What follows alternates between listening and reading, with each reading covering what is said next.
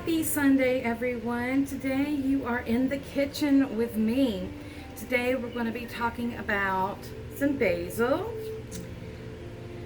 some lavender, and rosemary. So, if you want to find out some delicious information about these wonderful herbs, stay tuned. So as you can see, I have placed them in a colander, and I'm just going to wash them and rinse them off really good. You're going to want to remove all of the dead leaves as well, and rinse them a few times, because I do want to tell you, my lavender plant, well, that's rosemary, my lavender plant, I did not know this, but when I went out there to harvest some of her pieces, there was an ant bed in there, and as you can see on my hand, I got stung. But the thing of it is be careful, because I think they were fire ants. I don't know. I did use cayenne pepper to sprinkle around, and that did make them scatter. So I'll have to go deal with that later. But just be careful of that. It seems like, and I live on the Florida-Georgia line, so it seems like the ants here love the lavender. So after you give them a really good rinsing, and guys, I mean to turn them upside down and also spray, because you will get bugs out of there. You do not want to have bugs in all of your stuff. You want to make sure that you're doing them upside down and spraying them really good. It's got a piece of lavender on it. But you need to do this, and then you're going to take a paper towel and lay on top of this, and I'll show you how that's done. I'll be right. Okay, there we go. So now, when you have them all rinsed off, you're going to take another towel, and I just use your tea towel, or what some people call kitchen towels. There's a difference, but some people have the tea towels and some people have the regular kind. So anyway, I just do that. I dab it off really, really good. Okay? And I put my towel down, and I just, turn over. These you don't, the lavender and the rosemary, you will not have to turn over like you would do basil, because, it's bigger, it's leafier, and, the basil will hold more water on them than those. So I just turn them over, and then I place this back on top, and just kind of, dab them lightly. I'm not bruising them, I'm just dabbing them. Just dab them lightly to dry them off.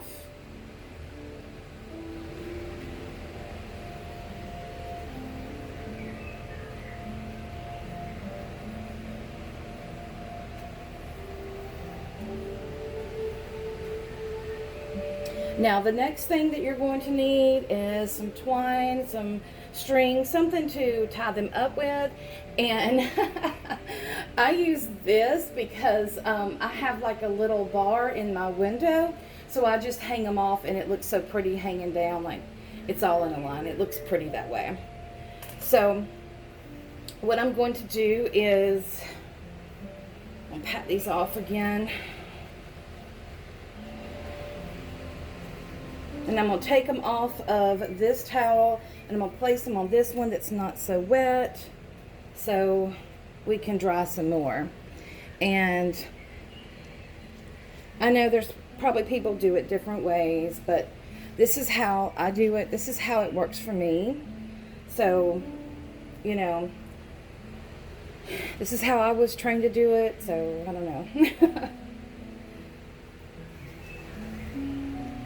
I don't claim to be an expert in anything. So, there we go. We're going to leave that on there. And some more leaves. Just going to kind of spread these out a little bit.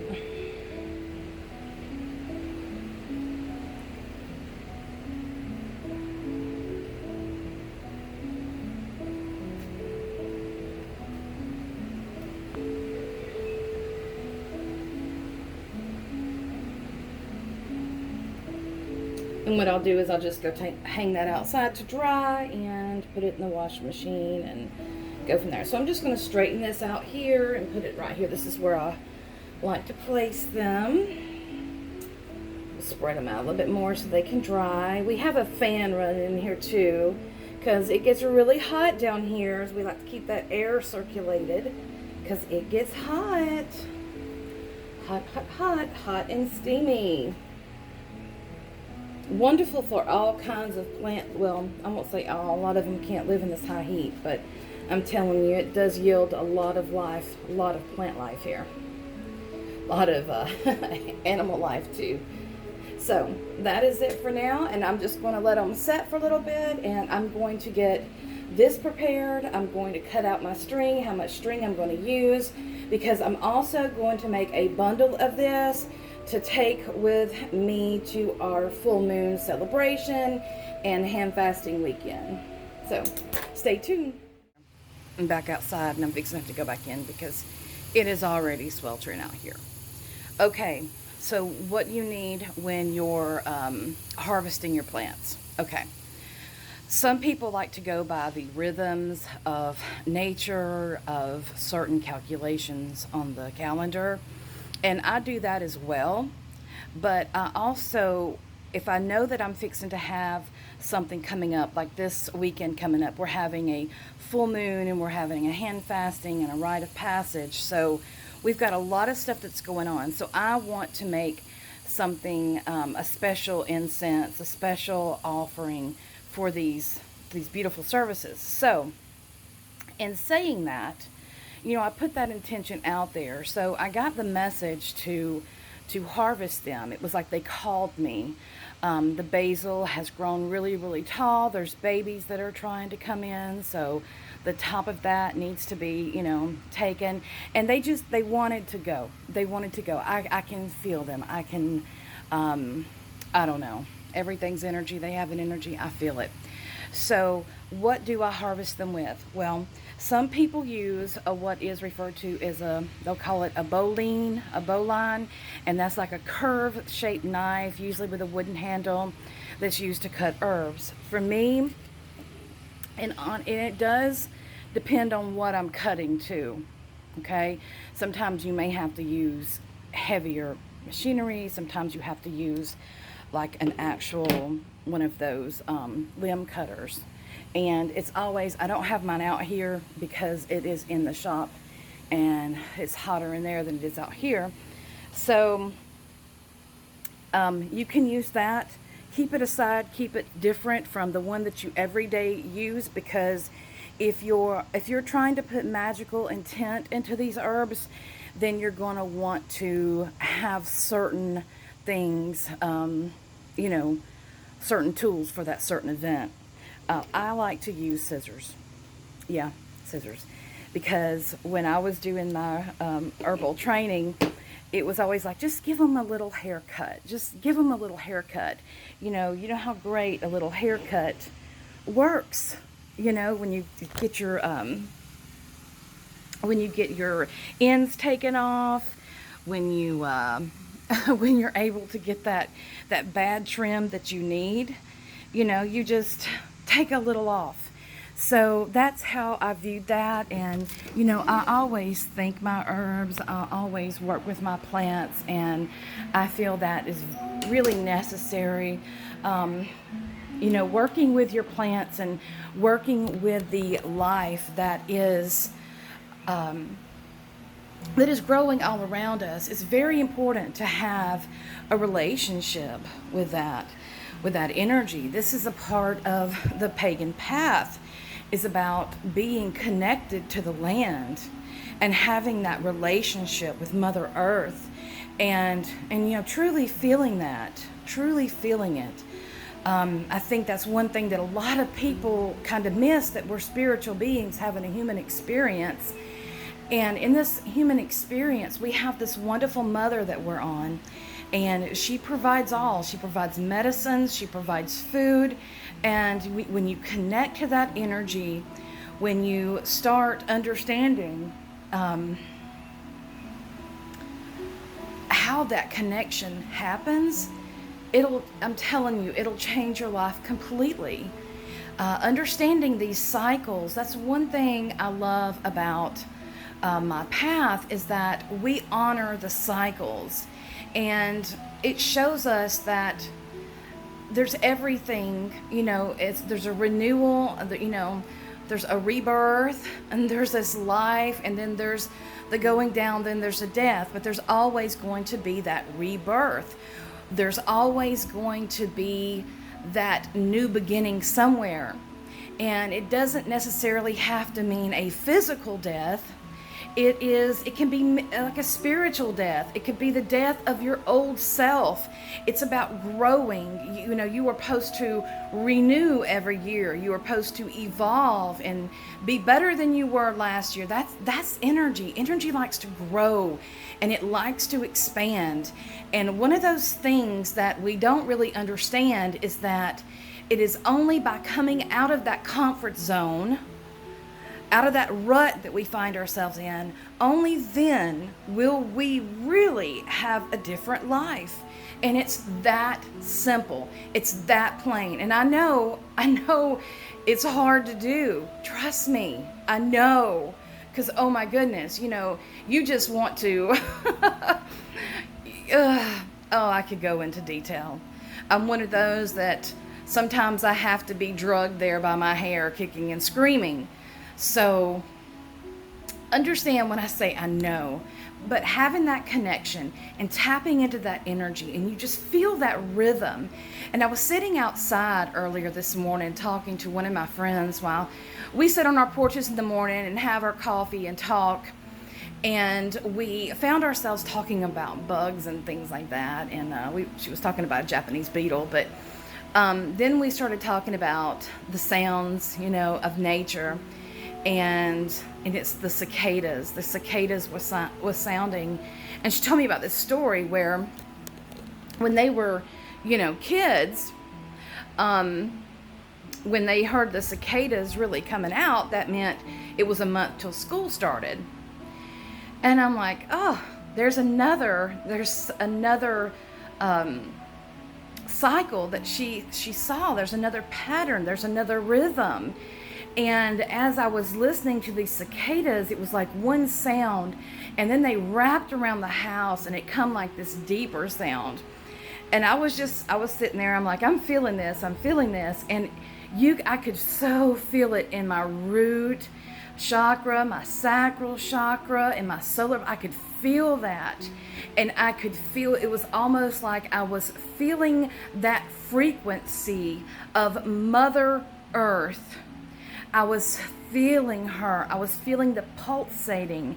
I was feeling all of that energy, and it was quite wild.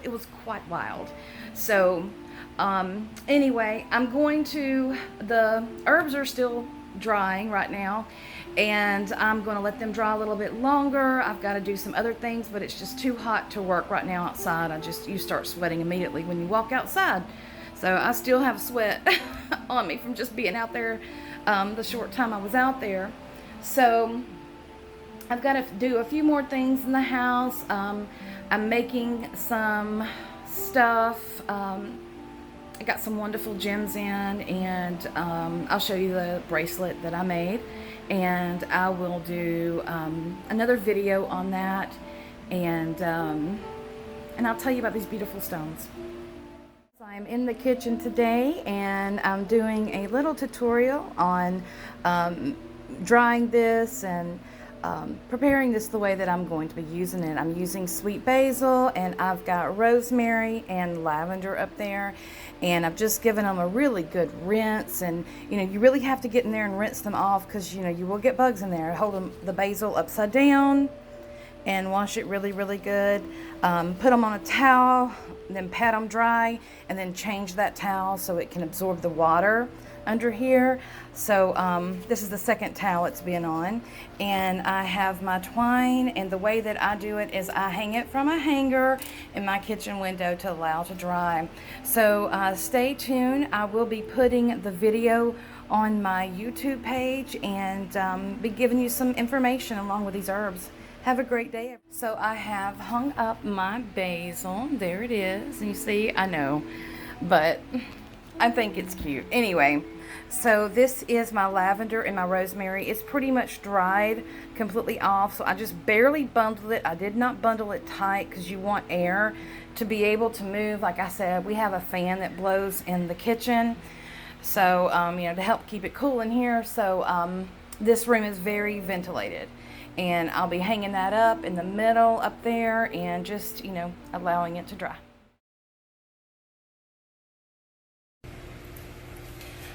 Hi everyone, I wanted to come back on here, and I accidentally went ahead and wrapped this up, and I was wanting to show you how I did this, but I can't go back and do it. So basically I started, you know, you saw it in the before where I just took it and gathered some pieces together so I could hang it up and dry.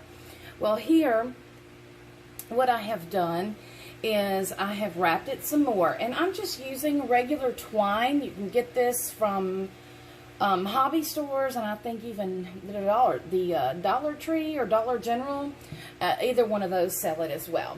So what I've done is I've taken the lavender, and I have put in my basil leaves through that.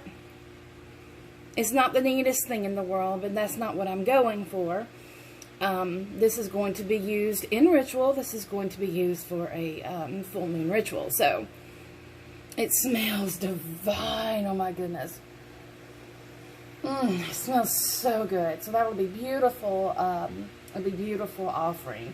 And I have the rest of my basil, and I'm just going to start picking it off. I do like to let it sit on the stem a while because it gets more of the goody out of it, I think. But this is its second day, and it's getting, the stem's getting really brittle. So I'm going to start pulling these leaves off and finish drying them.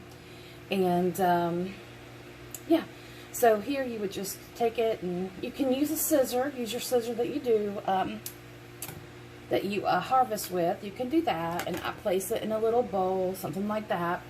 I will place them out different later because I'll put them on like a cookie sheet or something like that, just for them to dry out. But right now I just put them in a bowl just for the easement.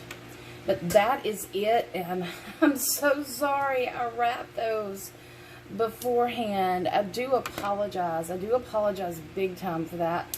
But, you know, is what it is. I got in the groove of it, and God, y'all, this just smells so good. This just smells so good.